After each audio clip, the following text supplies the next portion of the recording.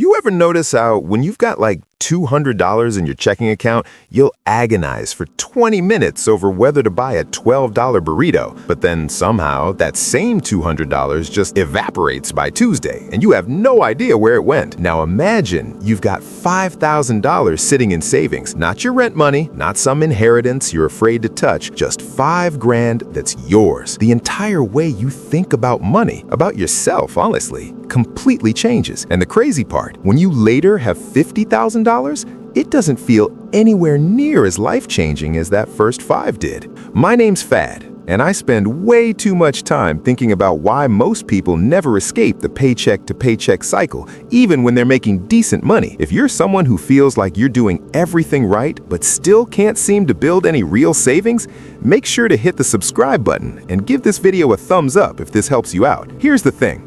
Your first $5,000 in savings doesn't just change your bank account, it literally rewires your brain. And I'm not being metaphorical here. When you're broke, your brain is stuck in what psychologists call scarcity mode. You know, that constant mental checklist. Can I afford gas this week? What if my car breaks down? Should I skip lunch tomorrow to save money?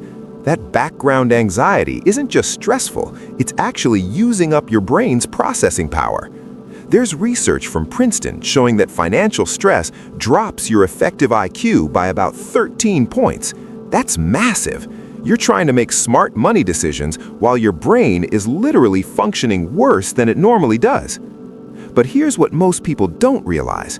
Once you hit that first $5,000, something clicks. Your brain shifts out of survival mode.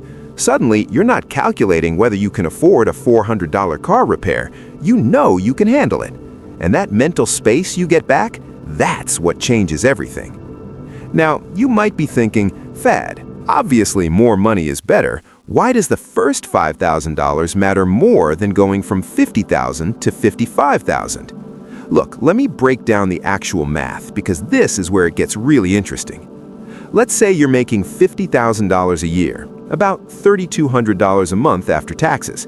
Rent is $1,100, car payment is $350, insurance, groceries, utilities. Your fixed costs are probably around $2,200. So you've got $1,000 left over, right? Except you don't, because there's always something. Your phone bill, streaming services, that friend's birthday, the oil change you've been putting off, the work pants that ripped. And somehow, every single month, you end up at zero. Or worse, you're slowly creeping up that credit card balance. According to the Federal Reserve, 40% of Americans can't cover a $400 emergency without borrowing money or selling something. 40%. But here's what changes with that first $5,000.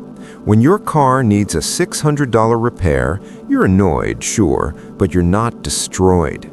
You pay it, take a month or two to rebuild your savings, and move on. You didn't spiral into debt. You didn't have to choose between the car and rent. You just handled it like an adult. Compare that to going from $50,000 saved to $55,000. Honestly, you barely notice.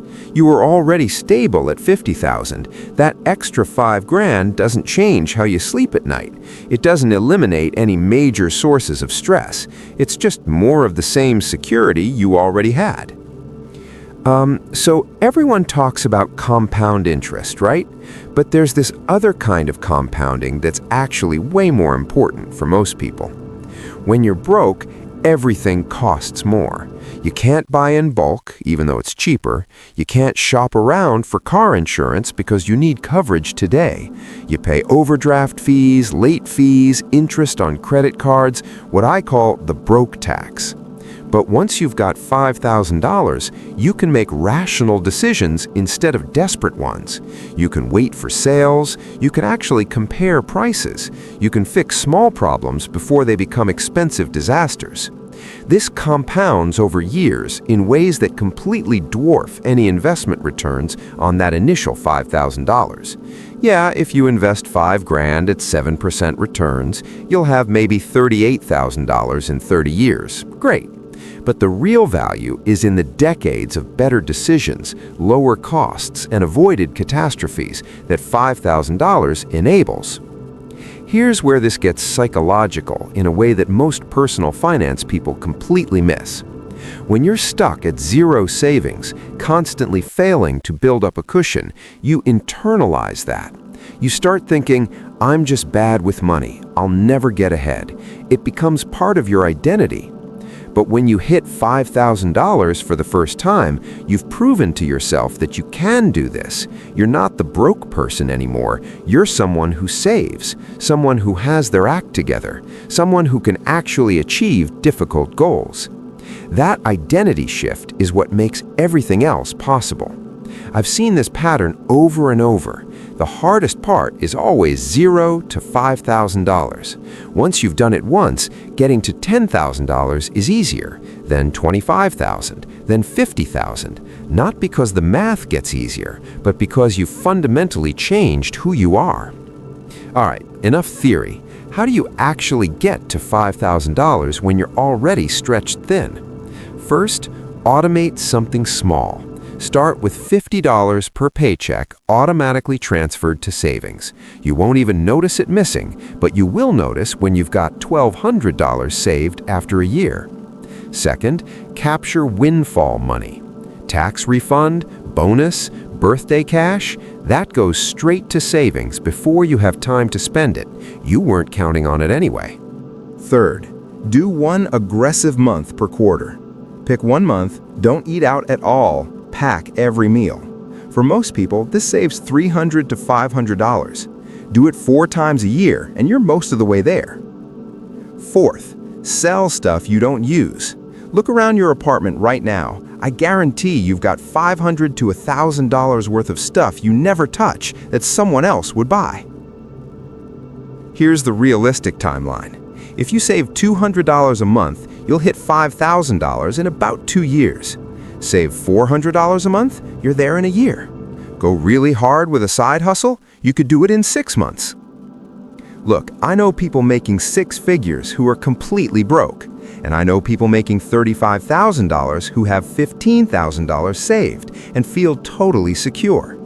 The difference isn't the income, it's the behavior.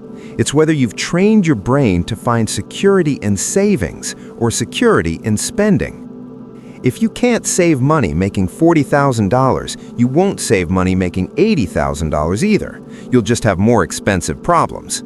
But if you can get to $5,000 on a modest income, then when you do make more money, you already have the habits and identity to turn that into real wealth.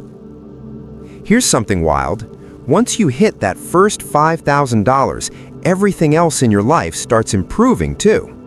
You perform better at work because you're not constantly anxious. You have better relationships because you're not irritable and stressed all the time. You make better decisions because your brain is actually functioning properly instead of being hijacked by financial panic. Research shows that people with emergency savings report higher life satisfaction, better relationships, and even better physical health than people with similar incomes but no savings. The money isn't making you happier, it's the sense of control that comes with it. Look, I get it. Saving $5,000 when you're already barely making it work seems impossible. It seems like something other people do, people who make more money or have things figured out in a way you don't. But here's what you need to understand. That first $5,000 will change your brain, your identity, and your entire relationship with money more than any amount later in life. This isn't just about having emergency money, though that's huge. This is about proving to yourself that you're capable of building a better future. Every single person with financial security started at zero. They got to $5,000 not by being perfect, but by consistently prioritizing this one goal until it happened. So here's what you're going to do right now. Set up that automatic transfer. $50, $100, whatever you can actually afford. Just start. Because 2 years from now, you're either going to have $5,000 saved and feel like a completely different person, or you're going to be exactly where you are now, wishing you'd started today. If this helped you see money differently, hit that subscribe button. Drop a comment with your savings goal. I want to know what you're working toward. And check out my video on what to do after you hit $5,000, linked below. Thanks for watching. Now go set up that transfer.